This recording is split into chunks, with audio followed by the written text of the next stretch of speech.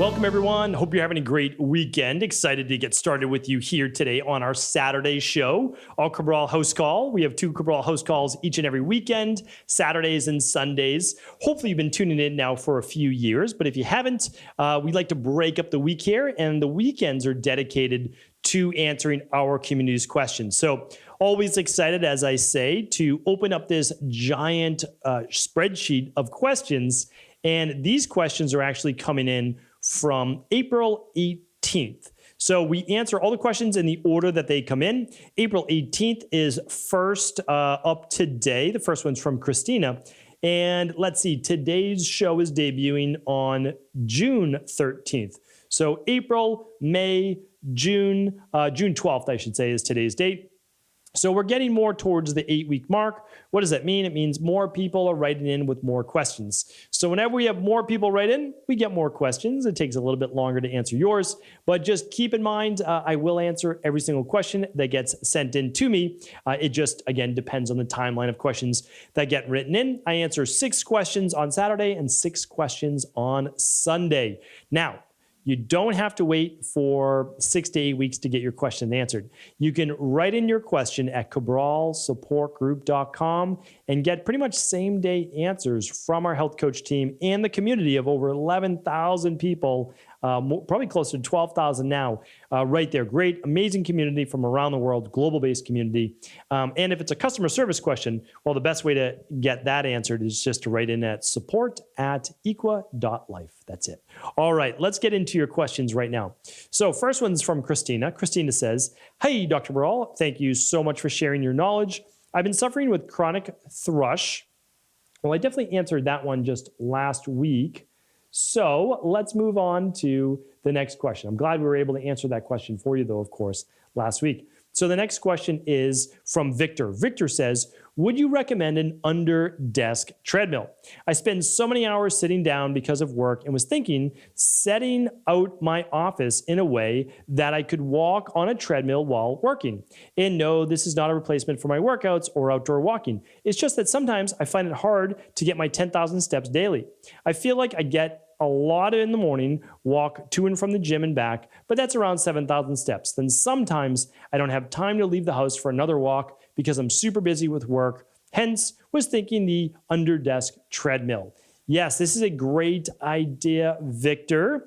And it's something that I've actually recommended to one of my clients. I have certain biohacking clients. These clients are people that love to just say, like, what's the new latest and greatest? What's the latest fitness tracker? What should I be using? And believe it or not, they make under-desk treadmills that are basically portable. They have wheels and you can just pick them up, move them around, and they don't cost as much. And the reason they don't cost as much is that it's not going to be this massive impact of running. It's just for walking. So these are really great. Again, you can do a Google search. You can find under-desk treadmill.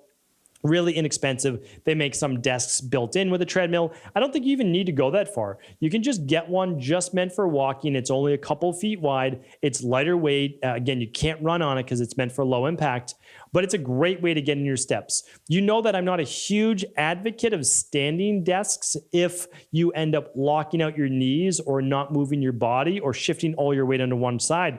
I've seen it really lead to some issues with posture, meaning like if you're standing up properly and you're using good proper posture and your breathing technique is proper and you're kind of moving your feet a bit, maybe using a gravity mat under your feet, okay, then great. No issues at all. But most people aren't. So I like the idea of sitting or sitting on a stability ball, getting up at least once an hour to move around. And if you want, getting an under-desk treadmill where for you, all you would need to do is walk on it for 30 minutes total, maybe 10 minutes after each meal at your desk or whatever it might be, and you'll get another 3,000 steps. Remember, you do about 1,000 steps in 10 minutes. So Victor, I think it's a good idea. Give it a shot. No doubt about it. All right, Thomas is up next. "Hey, Dr. Barral, thank you for the endless wisdom and the many years you've added onto my life." Well, thank you, Thomas. It's great to hear. "I wanted to ask you about broccoli sprouts. I know they are full of sulforaphane, so I grow my own in a jar and put a dense handful into my morning smoothies. Do you grow and or use them? Sometimes they smell pungent, so it's hard to tell if it's the beneficial sulforaphane or something bad like mold. I try to err on the safe side, so wanted to see your pros or cons and what would they be? Thanks." Okay, so definitely can answer this for you. I grow and have grown sprouts many, many times. All sorts, like mung bean sprouts are some of my favorite, sunflower sprouts. Just tons, like microgreens I'll grow, sulforaphane, or not sulforaphane, but broccoli sprouts. So here's the thing that I've realized. If you grow them in a jar and there's a lot of moisture, they can start to develop with a lot of bacteria. So if it's possible to grow them in the open air, maybe even near a window that you can keep open, it's a lot healthier for your sprouts and for you as well. I can't tell you if it's mold or bacterial buildup, but it certainly could be sitting in a jar that doesn't get enough airflow. So do keep that in mind. Now, there's a difference though. Pungent, where it actually smells bad, don't eat them. Like honestly, don't take that chance because there can be some serious bacteria growing. But sulforaphane, and I don't want to say sulforaphane, but microgreens and sprouts in general can actually smell a little bitter. They have almost like a little bitter smell to them because they are. Like that's what they are. In Ayurveda, they always said the quote, and I love, I always go back when I hear this quote to Dr. Pete, my mentor, and she heard it from Dr. Vasant Lad. And he always said in Ayurveda, they say bitter is better, bitter is better. Because bitter is very bitter for the body and detoxifying in its own right, which of course now we know in modern day science. Why are all these greens so great for us? Well, many of them contain something like sulforaphane, which is great for phase 2 detox. So yes, I do grow my own sometimes with my daughters and my wife, something we do more towards the spring and summer, early fall. And then, of course, sometimes I buy them as well. If I store them in the fridge, I put a paper towel in there, in the bag, and the paper towel absorbs the moisture. Remember, it's the moisture that can lead to the mold and a lot of the bacterial buildup. So that's what I do. All right, Katie's up next. Hi, Dr. Brawl. I'm wondering your advice for someone who has done gut healing but still experiences allergy symptoms. I've worked with your team for about 3 years now and have done the CBO protocol once, mold protocols, other imbalances. Let me just see what the issue is. However, I do still experience asthma allergy symptoms in the form of sinus headaches, migraines, and breathing troubles. The breathing troubles are not just standard asthma attacks, but what can I best describe as sniffing for air?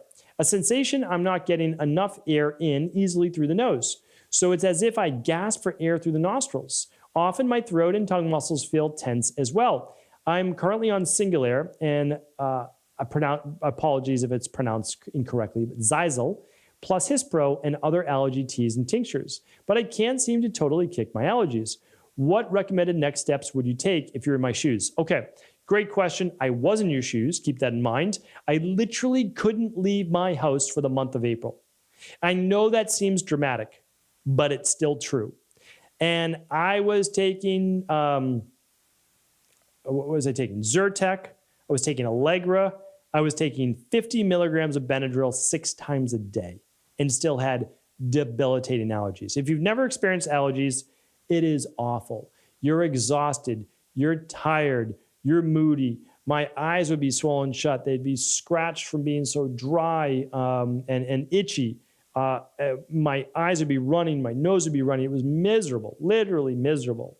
So how did I fix it? Well, you're absolutely right. I worked on my gut. That was such a big part of it. Food sensitivities, Candida overgrowth, H. pylori, and SIBO. That's what I had to deal with. Now, you said you've done that. Great. Good. That's what you want to do. Now, the next step is getting that immune system back in balance because most likely you're Th2 dominant. Again, have to give the disclaimer, no medical advice, no medical treatment protocols, no cures, and no diagnosis on the podcast. So just saying, it sounds like you might be someone that's Th2 dominant. I have a podcast on this. It also sounds like you're someone that is potentially stressed, and that stress pushes you further into Th2 dominance. You can't sleep as well, you don't recover, you don't get enough deep sleep, REM sleep, and those passageways can actually become smaller because of inflammation. So it's harder to get air in, but also when you're in the sympathetic nervous system, the fight or flight, you can't take in enough air and you can't release enough air because you're so tense. And it does sound like you are very, very tense. So the problem is this, Singulair, well, I don't know if it's Singulair, but some allergy medications contain ephedrine or pseudoephedrine that push you more to the sympathetic nervous system. So it's this strange thing. It's like, How do you heal and get your body out of that sympathetic nervous system when your body's being pushed into the sympathetic nervous system? So that's what we need to work on. And again, I do recommend working with a practitioner that can help you on a month in and month out basis on this.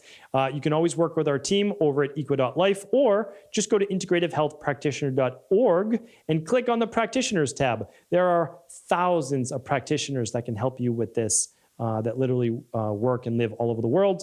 And if you're going to be running lab testing, definitely choose an IHP level 2. All right, great question though. Katie's up next. Hi, Dr. Cabral. Wondering if you can provide an explanation for feeling a watery mouth, slightly nauseous sensation during late nights or early mornings. I notice if I stay up late, no alcohol, or wake up early before 7 a.m. sometimes, I get this uncomfortable feeling paired with fatigue. Eating sometimes seems to help it, so wonder if it's related to blood sugar. So curious to know your thoughts. Thanks for your help. Yes, I mean, thank you for pointing these things out. That was concise. That was a concise question, and it gave me a lot of content as well. That's how to put that question in there. That's great. So, okay, when I'm first hearing it, I'm like, okay, mouth, slightly nauseous. Okay, this could be food sensitivity. This could be fermenting in the gut. This person's feeling a little bit nauseous. But then you said, no, it's really in the morning or late at night. Okay, that's interesting. Does this have something to do with the turning on or off of the sympathetic nervous system and parasympathetic nervous system? And then you said, it seems to get better with food. Okay, now that's probably it. So we're looking at 2 scenarios. You already laid out one. One is blood sugar. Is it low blood sugar? When you are hypoglycemic or even low blood pressure, or again, you can be low blood pressure at night or upon waking. If you are, let's just say hypoglycemic, or you have hypotension, low blood sugar, you can be nauseous. You can feel lightheaded. You can feel weak. You can feel tired. Okay, how do we check this? Really simple to narrow this down. Go to stephencabral.com/resources. Click on the glucometer I recommend. You get a glucometer, you test your blood sugar at that time. If it's less than a 75, you could be moving more towards hypoglycemia. Okay, there's your answer.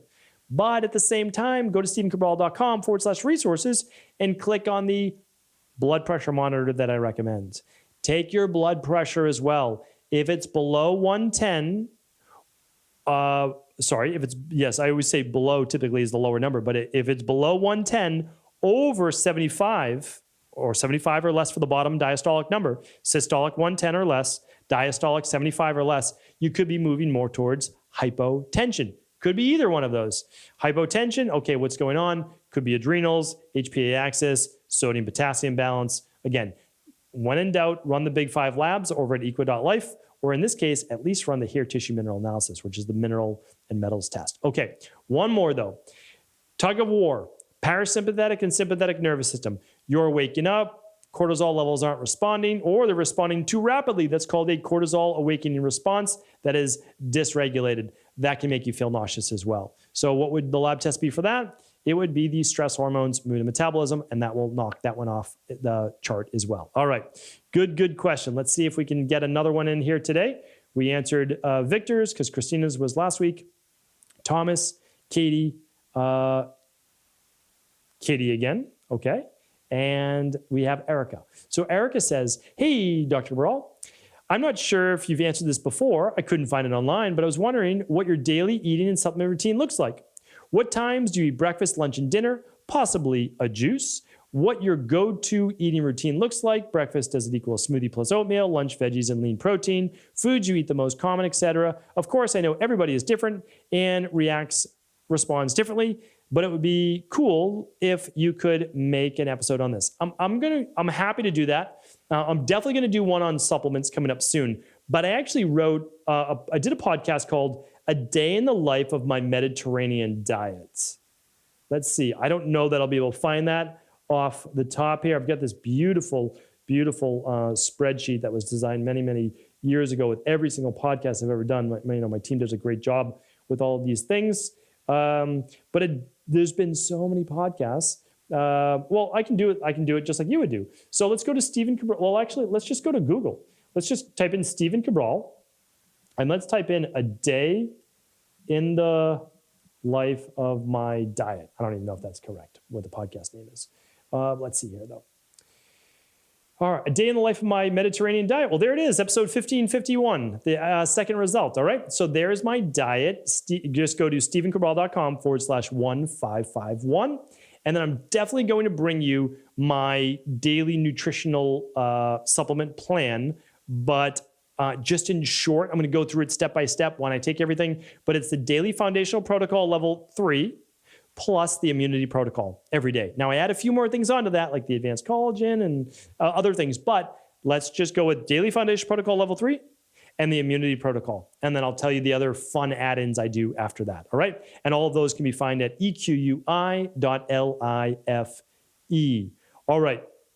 So there, I'm going to answer one more question here today. And the question is from Kelsey. It says, any tips for living with thalassemia, that's my Boston accent coming out, minor. So I've actually answered this question. So if we go to stephencabral.com/podcast, or you can do the whole Google search again, I'm going to give you that exact podcast to make sure that you get your answer. All right. So thalassemia minor, I know for sure that we answered this, so we're going to find it for you right now. All right. We've answered it on episodes 855, 897, and we touched on it as well on episode 1808. All right.